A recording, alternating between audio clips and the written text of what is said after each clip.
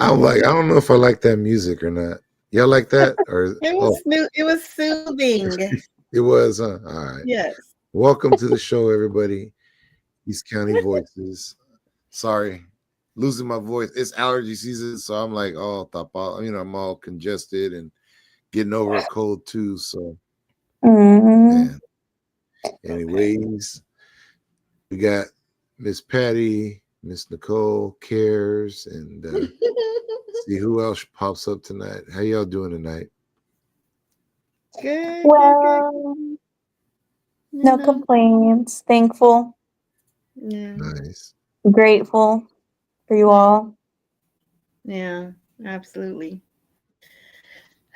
Absolutely. Yeah.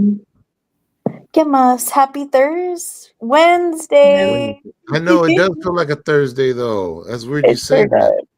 Because I was like, tomorrow's Friday. I'm gonna get another package on Saturday for my bike. Yeah, you've been busy with the packages. I love it. It's a hell of a project. It don't stop. But I did, like in today's video, I did ask the question, when you got everything for your bike, the paint job, all the chrome, then what's next? So that was the question for today's video. You write it?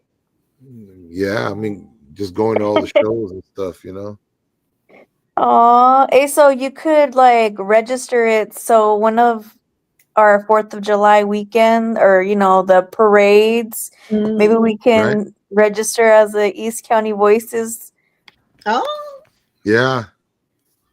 Maybe we'll get somebody, because when I ride it, that thing will have to, the pedals hit the ground. I'm like, and I got new pedals now, so I'm not. It's like I know I'm a trike, but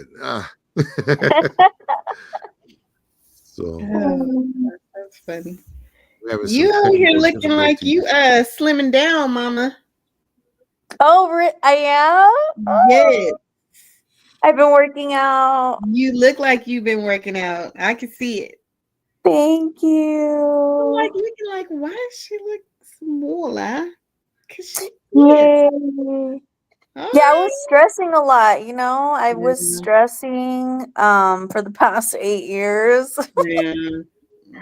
But I'm in a good place now. I've just been getting steps in and not going hard with the workouts, but just like wearing my faja, like 2 of them, and like getting on the steps and just walking. And yeah, that's pretty much it. I still love food. And you too, you look amazing. I love your tie-dye. Thank you. I thought it was gonna rain. I was trying to be with the clouds today, but didn't happen. I love it. I love it. I love it. Didn't happen. Did y'all see did y'all watch the budget hearing for Antioch last night? I didn't watch it, but I did hear some stuff about it. Yeah. It was like very community heavy. Yeah, it was a lot. I heard there was a lot of youth in the house, which I think was great. They spoke out. It was hella youth. Mm-hmm. It was so inspiring. I was like, it was good. It was beautiful. And, Miss Tamisha Torres, shout out to Councilwoman Tamisha Torres Walker for doing her thing for the community and creating and establishing the Community Resource Fund. There's another name for it. It's the Community I'm drawing a blank, but it's a fund for the community, which 2% of Antioch's budget goes there. Mm-hmm. And really, it's like the biggest investment that they could do for our people, and they just need to keep expanding that because 2% ain't shit. No, it's Excuse not. my Spanish. Not. But they're going to talk about the police budget on the 18th. Hmm. So, and Don Freitas had a lot to say about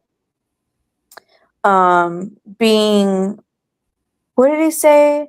Is it going to be sustainable? Is this going to be sustainable? Da, da, da, da, da, da, da, da. And it's like, I don't know if he even, I wish he had the same energy for, is hiring abusive and the same racist Hello? police cops back into the force sustainable? Because Exactly. let's talk about how many settlements has the Antioch police had to pay to our community, to the Exactly. families. And I mean, I'm glad you brought that up because I have stuff to say about the police because, in particular, you're Mhm. trying to say you're innocent and that you had nothing to do with the shady dealings that the police were doing, and you're basically a victim. No.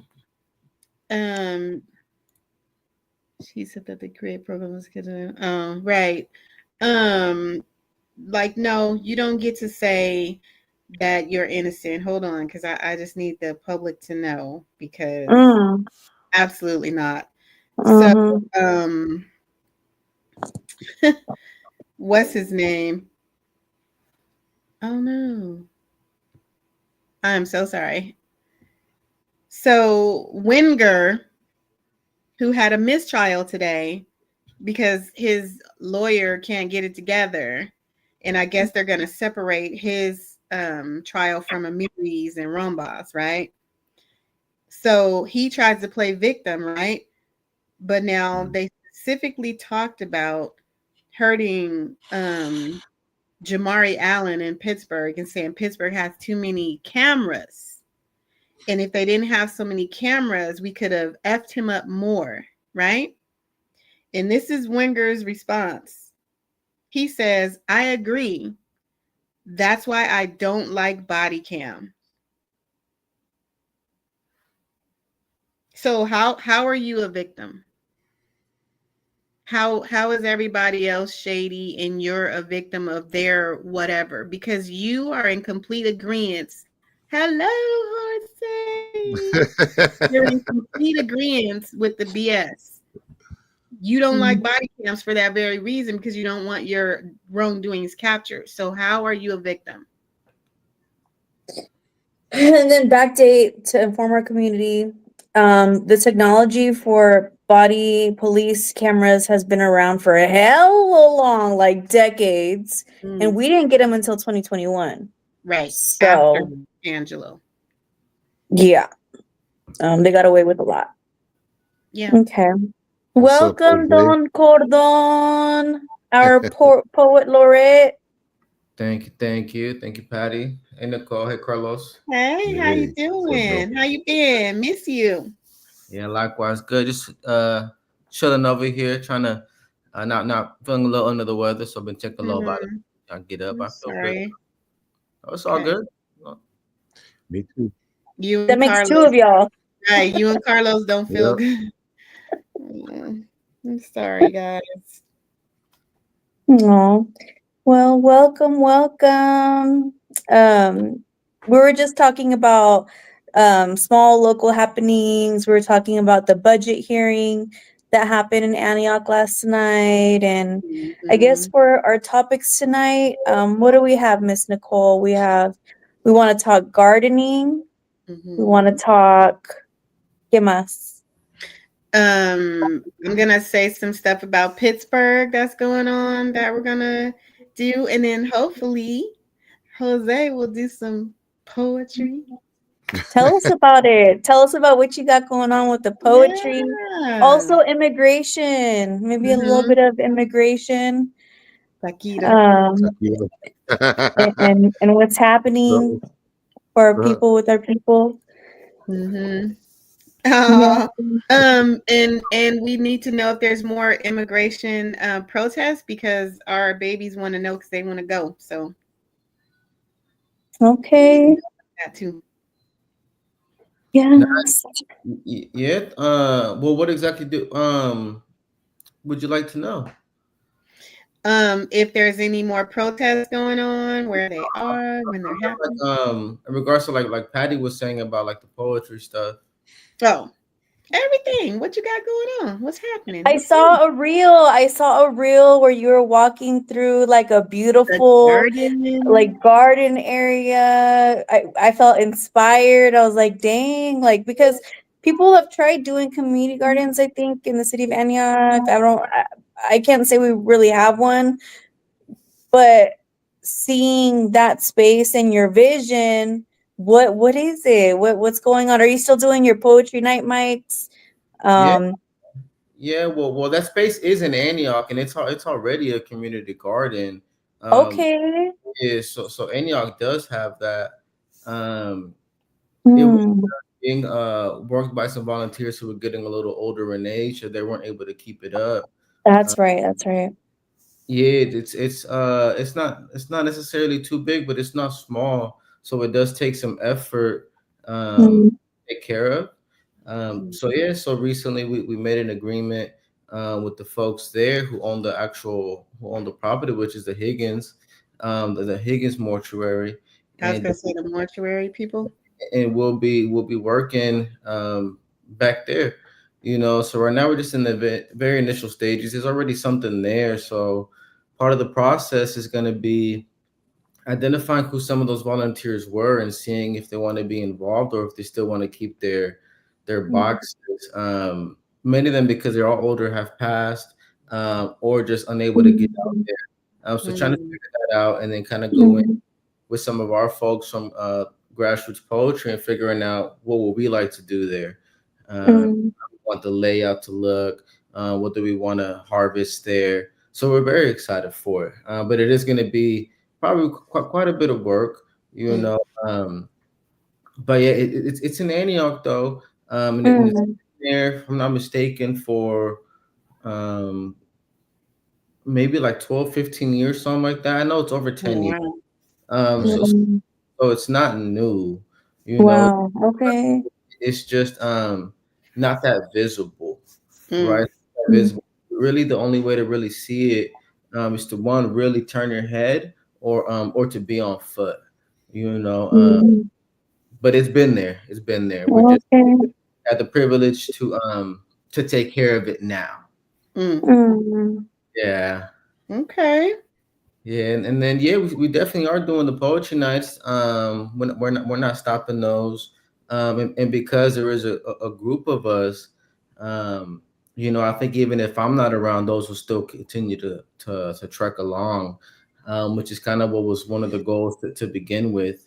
We just mm, this month over at the Old Veterans Resource Center, I believe it was, over in front of the police station. But hopefully, we'll be back at the Lynn House in the very near future. We're just not Mm. there at the moment. Aw, okay.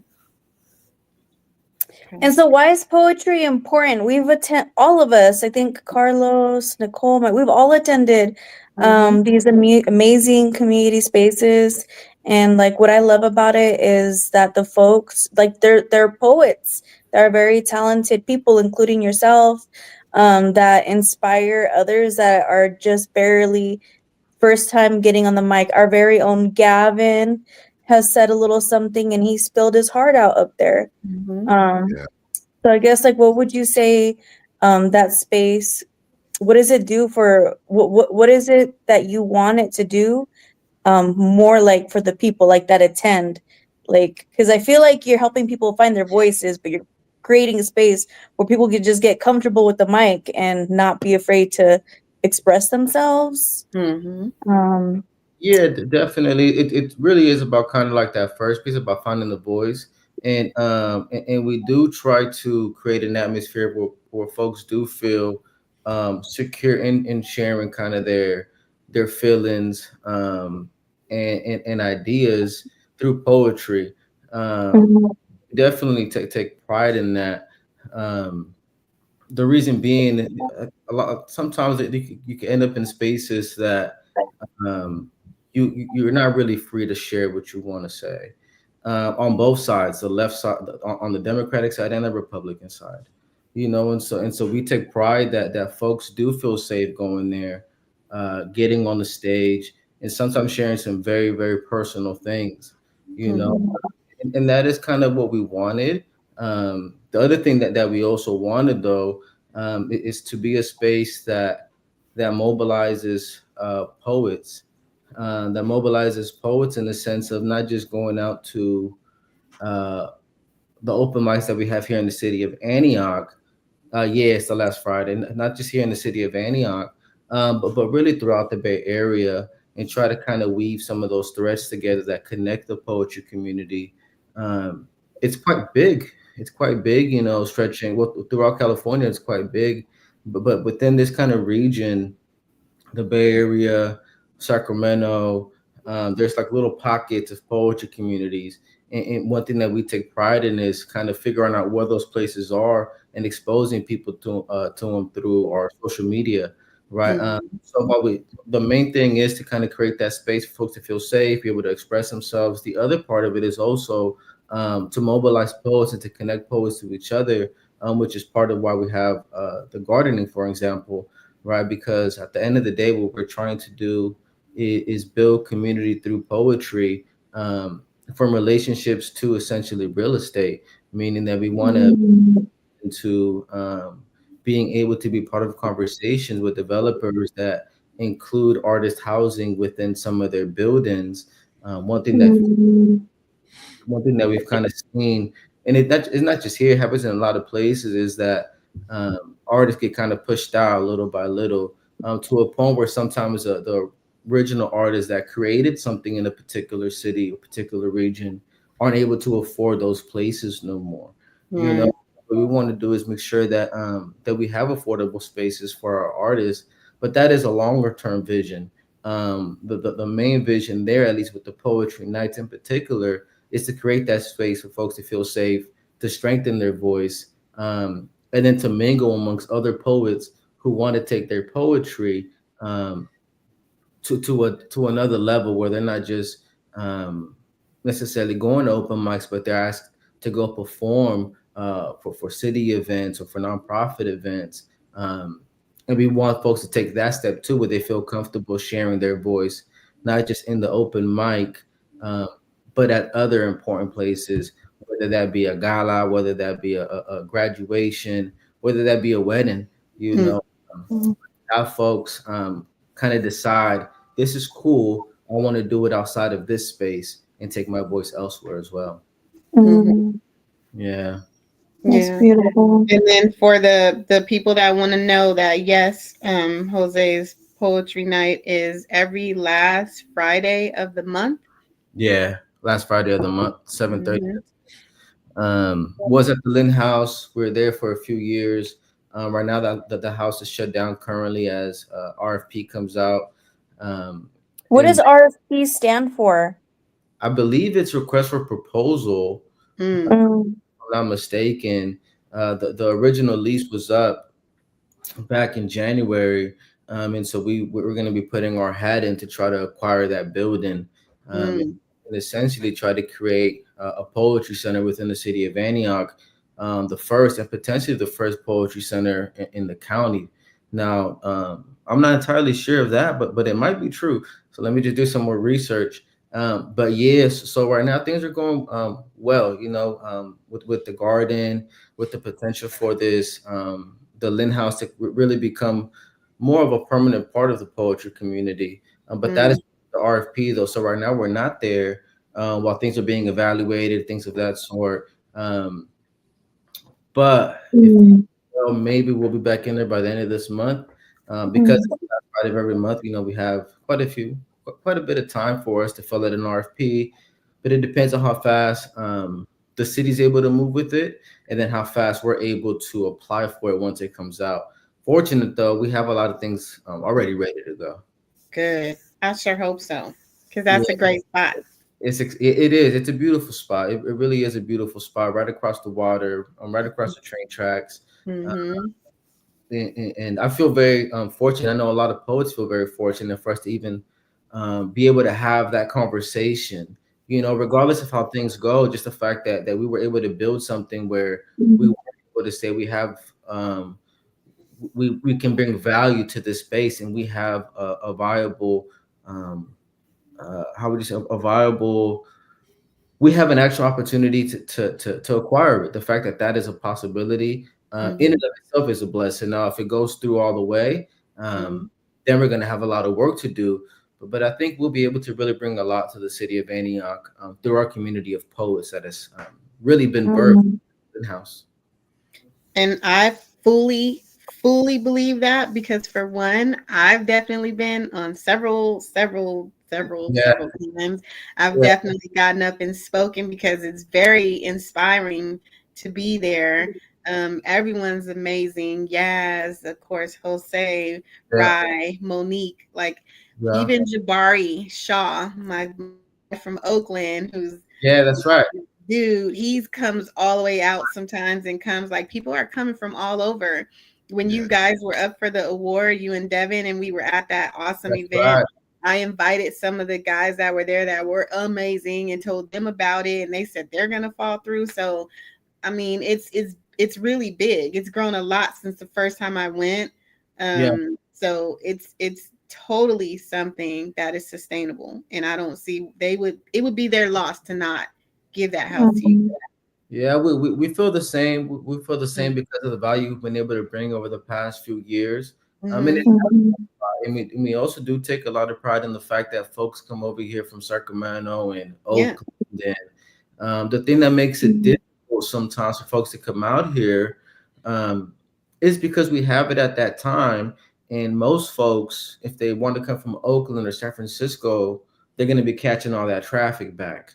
Right. And so that could be a little deterrent sometimes, but there are folks that make that trip quite often. In every event, there's usually a few new people every time. Right. So yeah, we took a lot of pride in it, and it takes folks to kind of make that happen. Like you mentioned, Yaz, Ray, Mo. Matter of fact, Mo just hosted our last open mic. Right, that the theme was deeply rooted. So she's our co-host, right? So she's our co-host. Ray is going to be helping us lead the poetry space. I mean the garden space. And it's really with these individuals and others that we're able to kind of do it, you know, because we're also all poets in our own right, you know, and so working to build a community. It's not the same as trying to work to build your own artist career. So those are very different things, and they each require a lot of time, and everybody's kind of sacrificing some of their own time to build here in the city of Antioch, and then hopefully further out in the Bay Area. But this is where we've started. Yeah. And I have a question. You mentioned the theme of the night. So every month, that's amazing that there's this theme, because I've only done one poem, but that's also because like I have this inner fear of like, oh, I don't want to speak in front of a crowd. So it's hard, like for some of us, but then like that theme of the night really helps. Like what other themes of the nights have you had this past like year, you know, however long you've been doing it? Yeah, we've had a few, and a lot of people get, you know, those feelings of nervousness, of fearfulness, and that's why one of those objectives was to get people comfortable speaking, because it is such an important tool, or such an important skill to have, that confidence to speak. Us here in the room know that for multiple reasons, right? From the advocacy world to the organizing world of being out knocking on doors, you know, to our own personal lives, you know, and so that ability to be able to speak despite those kind of fearful feelings is what we want to do and continue to do. And one thing that you see within the poetry community is that there's a lot of Black folks that are kind of in the space doing that. And what you don't see is a lot of more Latino folks doing it. So one thing that we want to encourage is some of our brown brothers and sisters to be able to find some of that courage themselves as well. For example, an organization like Brown Issues is helping with that, right? So they've been taking their poetry nights all throughout California, trying to encourage folks who have a bunch of experience from the U.S. down through South America to share what some of those stories have been like for them. The themes go a long way in helping that, right? So, for example, a theme like Deeply Rooted, there was a bunch of different poems that came out from it, right? And to kind of get over some of those feelings of nervousness. We've had Deeply Rooted. We've had another, I forget the one, was it From the River to the Sea? I think was one that we had. We did one for Palestine, remember? Yeah, I think that was From the River to the Sea that we did. And that one was in partnership with Frank and them. It brought up a bunch of vendors and a lot of poets that spoke to what was happening out in Palestine. I think we had one that was called When I Was Young. I remember that one. Called Through the Fire. We had a lot. It's been a lot. Yeah, we started the themes maybe about a year ago because people did express that it helped. Not everybody follows them. It's just a prompt. It's just to help. But a lot of people like it. And so one thing that we started to implement is, I don't have it here. Excuse me. This is a little vitamin C mixed in here. Okay. You all right? You all right? Trying to feel better, but one thing that we started to implement this year, really just back in January, was having a little box where people can kind of fill in their own suggestions for the themes and seeing what folks want to hear on their own, right? But we've been for about a year now, and we're going to be keeping them because they do help a lot. They do help a lot. They do. And they made me remember the theme for Palestine, made me remember that I had written poems for my oldest granddaughter that I, kind of forgot that I even done, just when she was really, really little, and just thinking about her and just writing stuff down. And so it was really great when Sarah and I did that piece, on the piece that I read, because we both did a piece on children in Palestine. And so I did part of a poem that I had written for my baby.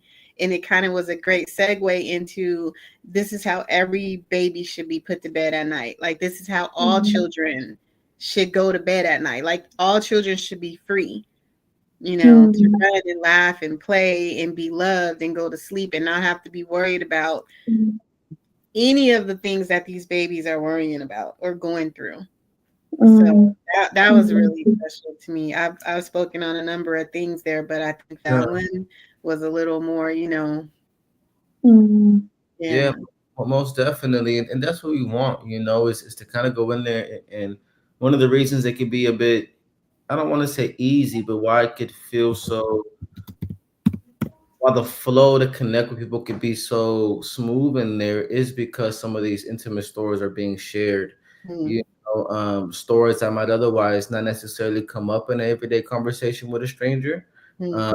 In that space, they're shared freely, and so connections are being made on a very intimate level, which could be a little dangerous sometimes. You think like that trauma bond, it could be real, but a lot of strong bonds are formed there because folks are sharing some of their hardest truths.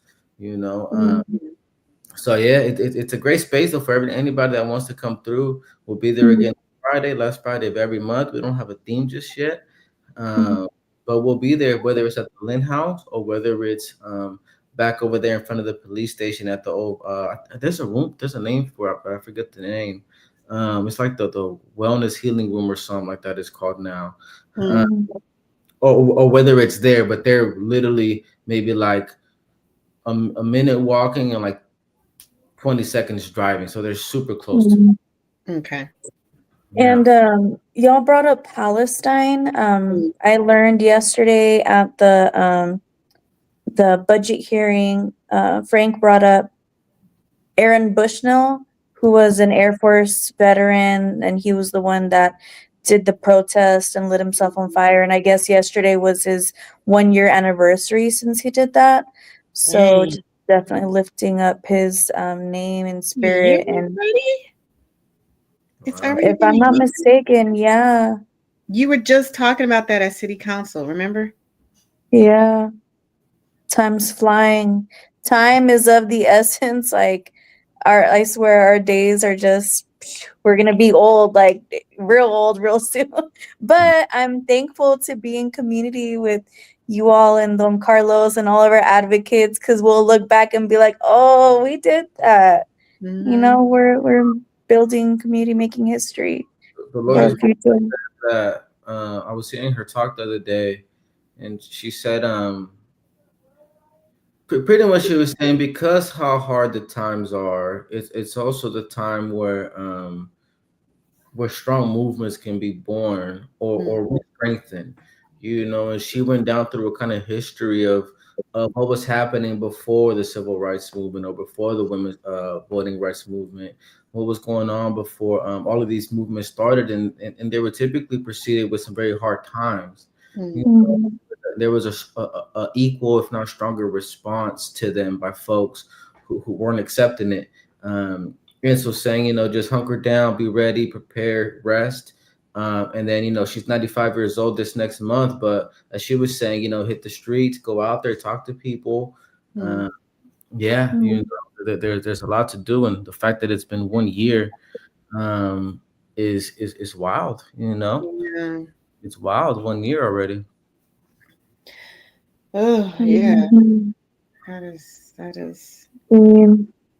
So I'll probably be getting off here in a few minutes, but I might wait till Carlos gets back on here. Oh, there he is. Uh, in terms of some of the immigration stuff you were talking about, Yeah. anything around the city outside of, and I know Patty posted about it as well. Outside of the initial Know Your Rights training that happened on Monday. Other than that, I know Carlos, I think, has something coming up on Saturday. I know that I've heard of a big one that's supposed to be happening not February, April 20th in Sacramento. And I know Carlos mentioned another one to me earlier, another big one over in San Diego, right? So there's, you know, there's been a lot of individual one in cities have Mm. responded, as in like the one here in Antioch, but then there's a lot of effort also being done to kind of put together these larger multi-city ones coming together. And so I know definitely the day for one, which is April 20th in Sacramento. Okay. Okay. And there's also a 40-day protest following That's right. the economic blackout that happened. That's And what I so was. now we're going for 40 days strong, no shopping at Target for sure, but maybe other I main was actually chain. getting ready to run down the list real quick if you wanted me to give the So, list, or do yeah, you want yeah. Yeah, go ahead. to do that? So I personally, you know me, once I boycott, I'm good. I've been off Starbucks, I've been off Target, I've been off Walmart, like I'm off at Home Depot, all that stuff. I don't at all. But in addition, there's all these other things. So we've already done the big one on February 28th, which made a huge impact. It did. They want to act like it didn't, but it did. And it was because we didn't go. So March 7th, starting tomorrow through the 14th, is the Amazon boycott, which we should be off of it, period. But if you can do it the whole time, at least do 7th through the 14th, right?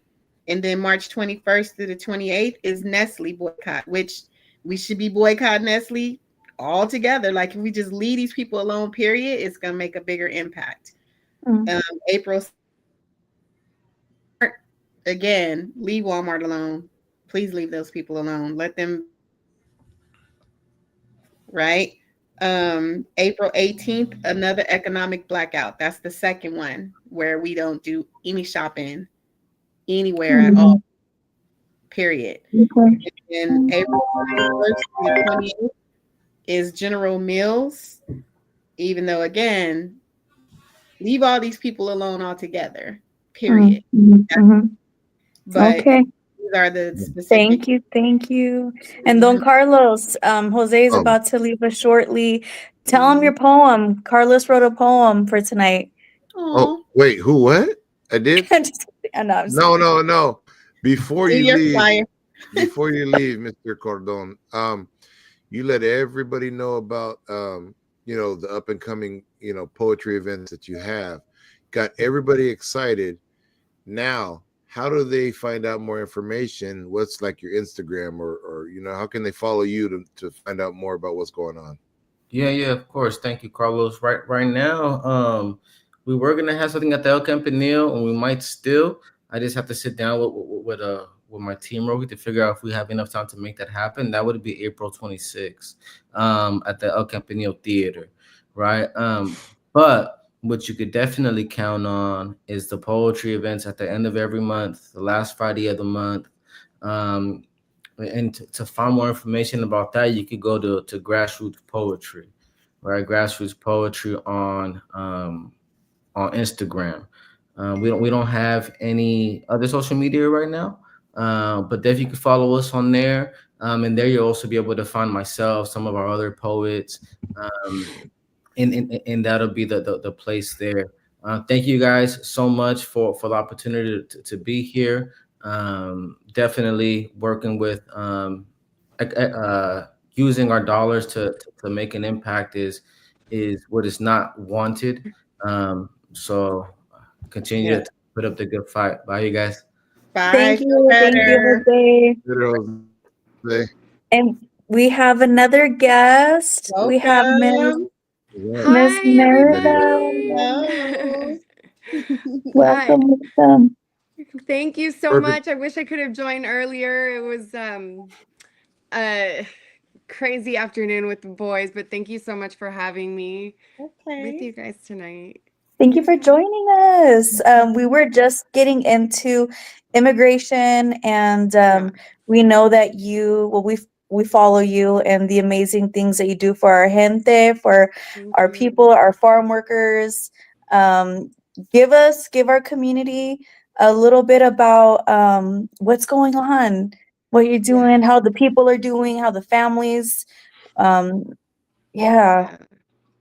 you so much. It's a very interesting time right now, obviously in our communities. I think that there is a lot of hate and the rhetoric that is happening that is allowing people to really just come out of their shells to be hateful. And what we're seeing right now with immigration specifically is sort of this ability that people are being allowed to really discriminate against people. And what we're seeing with immigration is really difficult, especially because of the fear. What's going to happen? Is the migra really out here? What is this? How is this affecting our communities? And mental health is a really big deal. I mean, it's affecting so many spaces. Even people who might have Medi-Cal, but are they actually going to be going to their visits now, right? Because they're afraid to expose themselves.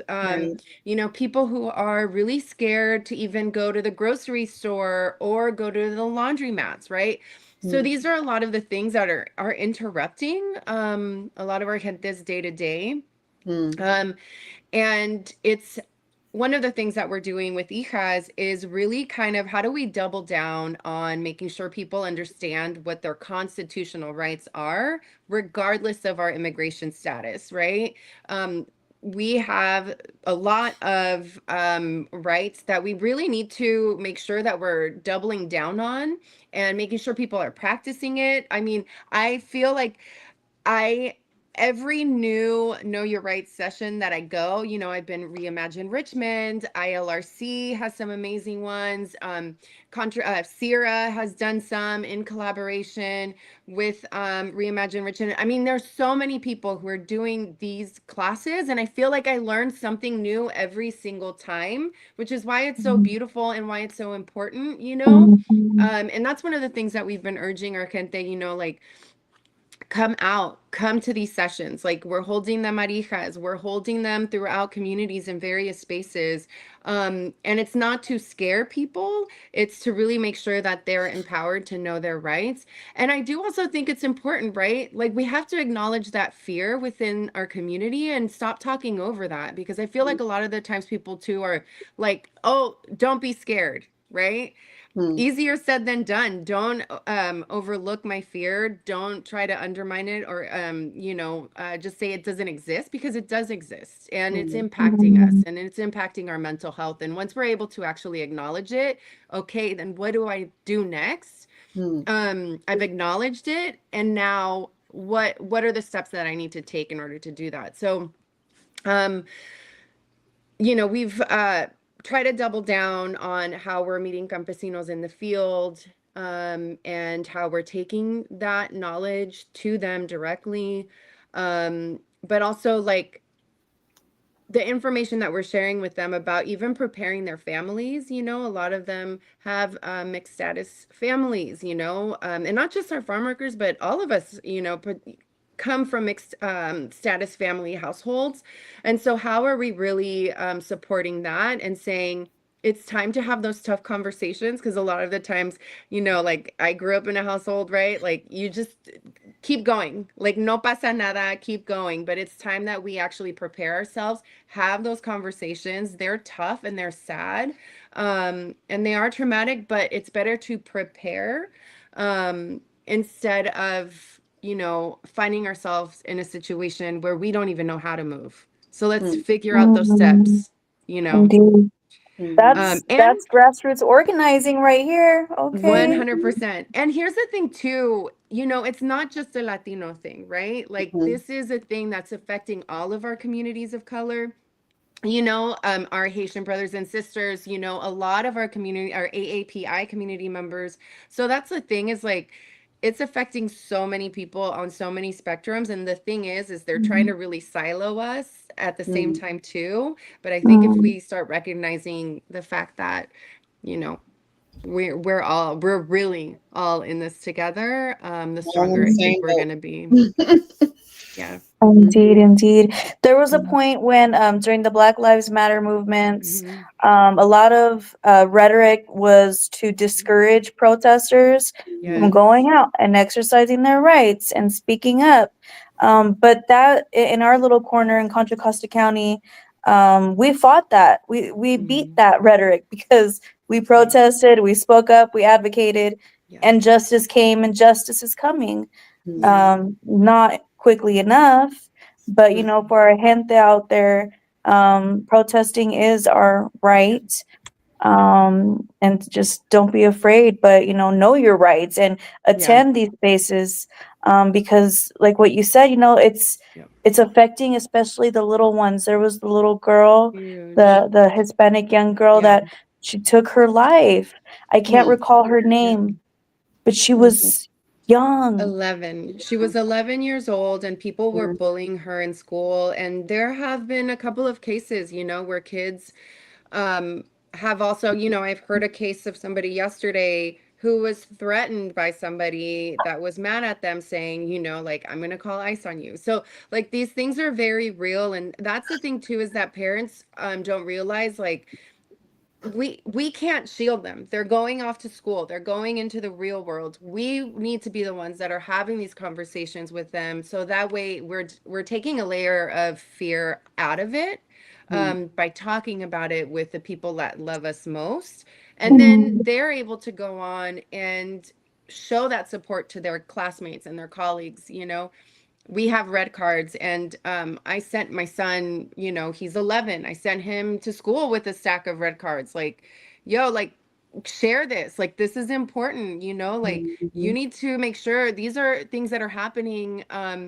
that are impacting your friends' lives, you know, because there was a couple of friends that like talked about it, you know, they're playing on the playground and they're like, well, I heard that could potentially come to my house, right? And so it's like, how am I prepping him to make sure that his friend knows, like, one, he's not alone, and also you have rights and your parents have rights, right? They obviously want to talk about it. So how do we get them to be those little leaders that we know that they can be, is really important. That's beautiful. You're instilling that on your hijos' lives, like at such a young age. And my son too, you know, I'd bring him out to protest Yeah. with me to our Yeah. protests, and you're arming him with the right Yeah. knowledge. That's so beautiful. Yeah.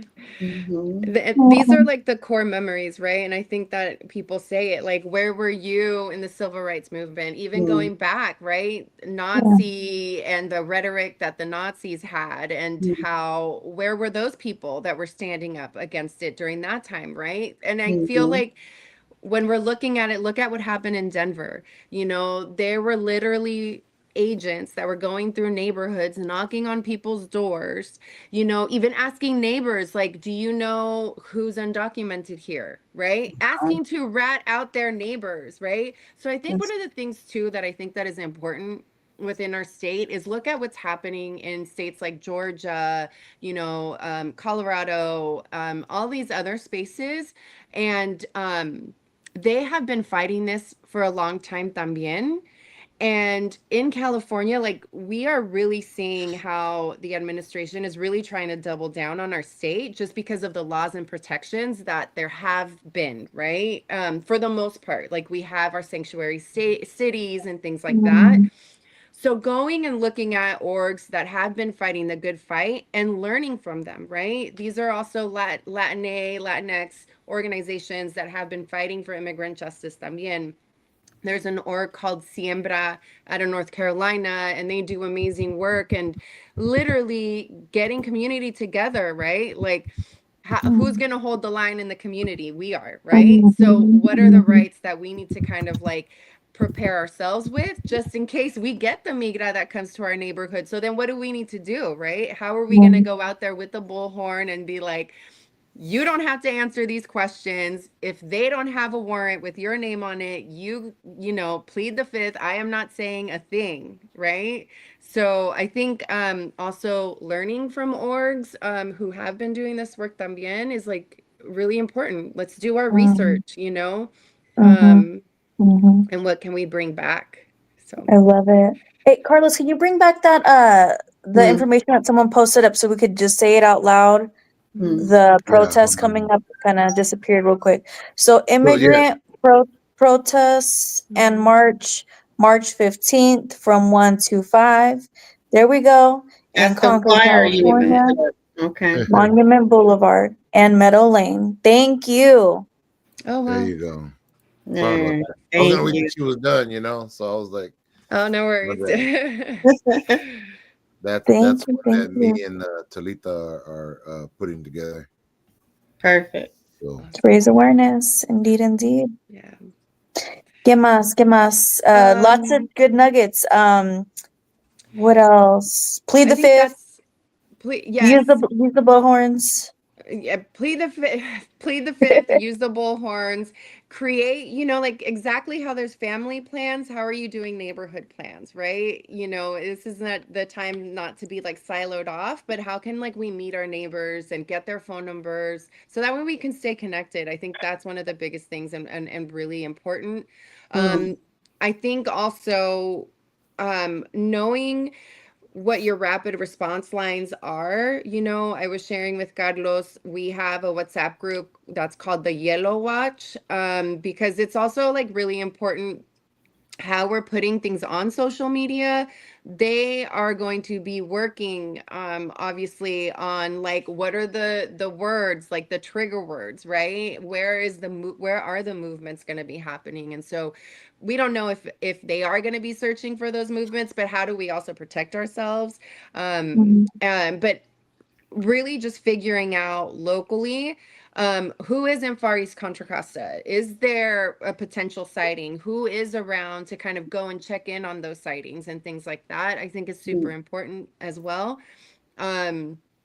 So if anybody is in Deep East, let me know. I can tap you into the Yellow Watch on our WhatsApp group. And again, like if we hear of something, really figuring out what is the agent doing at that time? What vehicle is it? Are they out here harassing people? What are they doing exactly in order for us to get all of the details that we need? Have somebody go and really go look to assess the situation. And then also having the number for like Stand Together Contra Costa, they have a rapid response line as well. And what that triggers is that their attorneys get on the line, they know what's happening, and they can get informed in case they need to come out and protect people as well. So super important information with that too. And what that really does is also figure out what's the validity to something, because a lot of people were posting photos that weren't even in the area and just kind of scaring people unnecessarily. And not unnecessarily, because people really thought, right? Like this was at the Ross, right? Or this, they don't know. So like, let's help community to figure out if the case is real. And I will also say, there's a taco truck out here, and it's called Taco Watch, and the guy's truck is literally the color of an ice. Yeah, it's like literally like the emblem looks like the ice emblem. It's the white and the green. If you guys have Yelp, go leave them a 1-star review for their horrible marketing. They have another van that rolls around that literally has people painted behind bars also with the emblem. And so like at first, when I first saw it, Brown people. I thought I was like, yo, like, okay, let me go look. It's probably ice. It's the same color, looked the same. The typography was the same. Come to find out, as I get closer, it says Taco Patrol. And I thought, wow, this is horrible. And this is probably what people are seeing, right? I thought it was potentially ice from afar until I got closer and I realized, so go leave him a 1-star review. And don't eat at this spot. All right. So yeah. Carlos, I remember you sent me the picture. I couldn't believe it. Yeah. I know. Carlos had sent a picture, and yeah. yeah. It was really intense, but I think that's some of the biggest things is how do we just protect each other and also hold like our elected officials accountable, I think is really, really important too. Having them also know that these are their community members that they need to protect. There's a few things happening at a county level.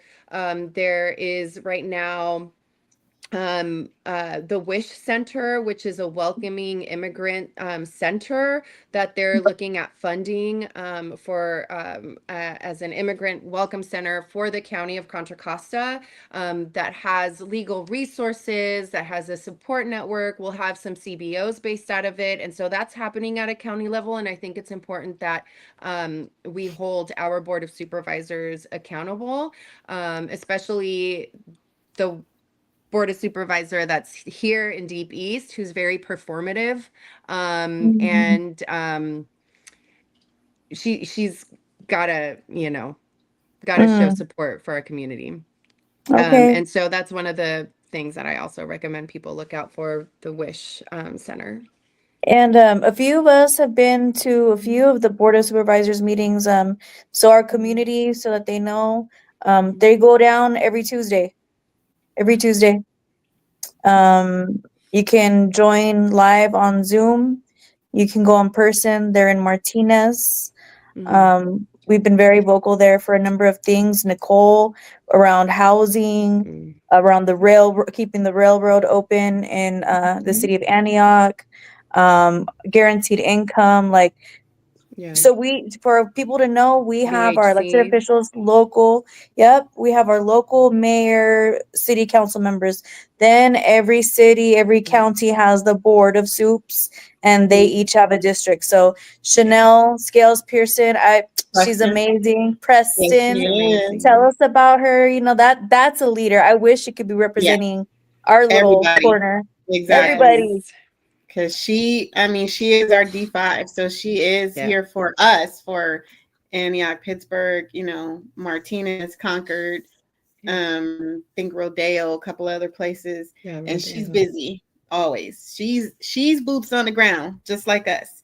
She's Even when it actually happened, boots the on refinery, right. she was out Yes, there reporting, she like was. really making sure, like she was Exactly. informing community. I love that. Exactly. Yeah. And that's what I'm saying. Like, she's even more boots on the ground than us, because she's literally every day. This is her, and this has always been her. So I'm so glad that she won, because she actually Yeah. cares about everyone in her district, not just some people, like some people who wouldn't be doing half the things that she's doing. So she's been at immigration protest rallies, things at the school. I think Willow Cove has something. She was there. I know for a fact she's out in the streets every day.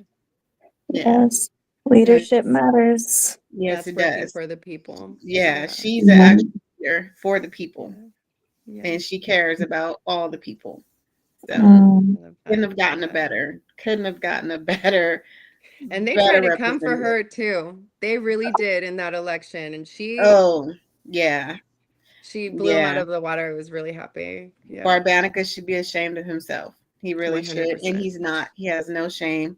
I mean, the children came out and spoke against what he was doing. So yeah. Where is he now? Does he still have his Blue Line real estate realty? Cochino. Yeah, Like- with his properties on Pepper Tree off of Sycamore. The families that got historically terrorized by our police department. Oh. Federal lawsuits that went down well before the 2020 scandal, the 2021, 2022, in his neighborhood of properties. And you know what I just thought about? So you know that because in the text messages, the cops were saying, oh, we should all be on Wicker or Signal. So there's no telling what they're saying now, because they're on the, on the chats where you can't see what's going on or access what's going on. So you can only imagine what they're saying on all these ones that can't be accessed now. But why hide? Say 10 toes down, be who you are, Right? be real about it, like, and That's that's what I what's so say. frustrating with a lot of these people. It's like, it's always the other side of the coin. They never want to show it. And I know. that's so frustrating. And even in the text messages, they're like, we're all going to prison.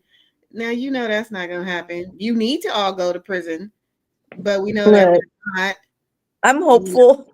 I'm hopeful too, but but that's why we need more people from the community taking up spaces and actually taking elected spaces and being the voice for community. It's not an easy task, and I definitely don't have the stomach for it or the temperament for it, but there are people from community who should and represent for us and actually be in those positions, right? We need more of us who care about everybody, right? Who want to work, who understand that the positions are not working for anybody other than for the people. Right. So how do we get more people to do that? Nicole here interviewed recently for the Nicole. Pittsburgh. What did you go for? Well, I went for appointment just so there would be somebody that's like Chanel. But we did get somebody that's like Chanel, so I'm very, very happy because, again, I don't have the temperament. I am absolutely not. What about the economic development or and then the planning commission? That one. Yes, they picked an awesome person. They picked Riley, and I'm very happy. I like her so much. We'll definitely be working together. We exchanged phone numbers, and I mean, I don't know about city planning, so they wanted me to do it. I did it. I could say I did it. It was great. I have a lot of stuff going on. Our fight that we are working on is Sienna Court Apartments Senior Housing, owned by Dumas. Dumas is trash. Dumas is trash, and they're not doing what they need to do. There was a fire in the building.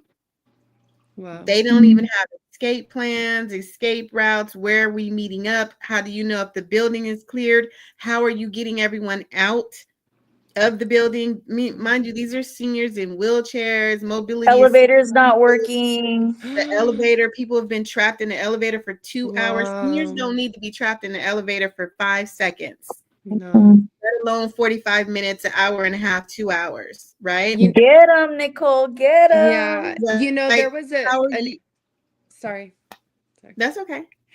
There was an interesting study. There was a call yesterday that was put on by Kaiser, and they were talking about the people who are chronically not showing up to their doctor's appointments. And one of the things that was highlighted was the fact that transportation is an issue, even if you have transport services, because some people who are bedbound or, you know, just can't physically move themselves on their own, these transportation services can't help them get down, Right. you know, if they're in a second story floor, right? Right. So that's just insane that even having, you know, an elevator, you know, Right. that 'Cause is there's no ramps. detrimental.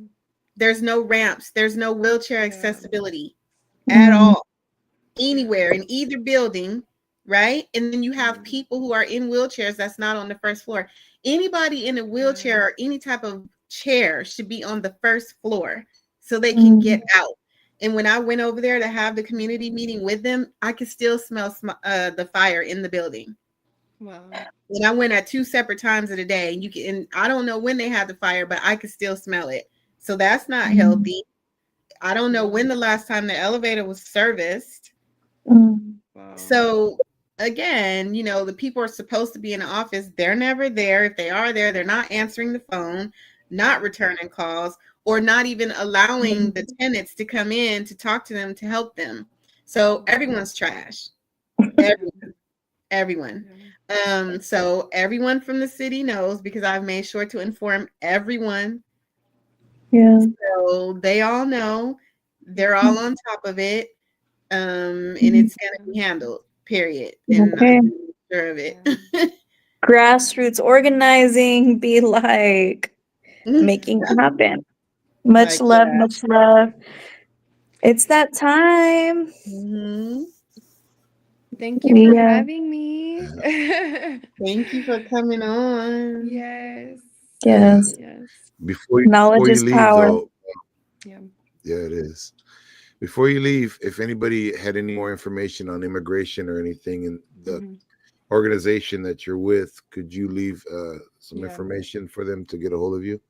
Yeah, absolutely. And so I'm Hijas del Campo is our organization, and our primary focus is the farm working community, because even after all of these years, there wasn't an organization that was particularly focused on our campesinos here in Far East Contra Costa. And so that's our goal, is our campesinos, their families. What is workforce? What does healthcare look like for our campesinos? What does housing look like for our campesinos? What is advocacy, and what has it been at a county level? So if people want to tap in, you know, we're on social media, Hijas del Campo, Instagram, Facebook. If you guys want to email to get some more information, info@hijasdelcampo.org.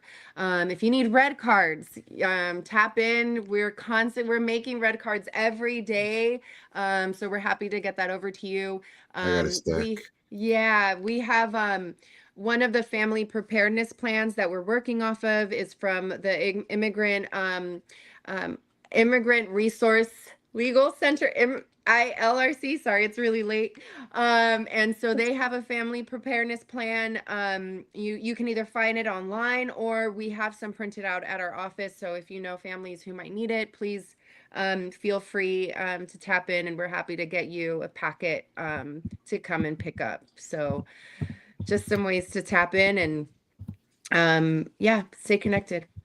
Absolutely. Yep. Thank you. Thank you so much. Thank you. Mhm. Everybody. Have a good night. You Thank too. you. Yeah. Have a Good good night. night. And man, I'm out of it tonight. Thank you all for tuning in. Again, we'll be back next Wednesday, 8 p.m. Pacific Standard Time. And if you haven't already, make sure you like and subscribe to the YouTube channel. That shows the algorithm, that we're progressing, and it gets us out there more. So you're doing us a favor. We're not asking you for no money or nothing. Just a But if you want to donate, hit us up. Just a lot. Thank you all for being on here. Thank you. Appreciate you guys every week, your commitment and dedication. And with that, we'll see you next time. Till next time.